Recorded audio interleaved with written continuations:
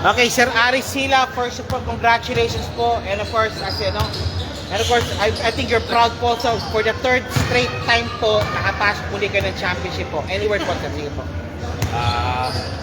Ano lang, kailangan kompleto lang ang tropa at yun lang, easy lang. And of course, for sure lahat na rin, nag-step up talaga, lahat talaga, like the likes of Kamampang, of course, JS, Kamampang, Ferdinand Gato, Sultan, sa mga rito. Yun. Malapit na ito. Nakasigal ako na kasi. Okay, sir, Sir Ice, what to expect on next week po? I think you know already, sa records po kasi natin, nasabi ko kasi kanina talaga, ito, nanalo kayo dito, 6 lang. Kabila na po, of course, isa lang. Pero ano natin, burado na yan. Now, what to expect now para po sa team, Caspo next week po? Kahit sino naman sa kanila, okay lang.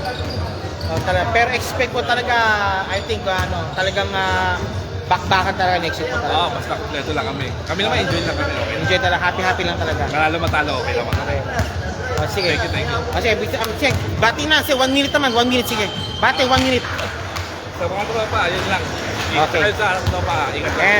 Okay, again mo, Team Cas, congratulations and good luck po talaga po sa championship po next week. Thank you very much.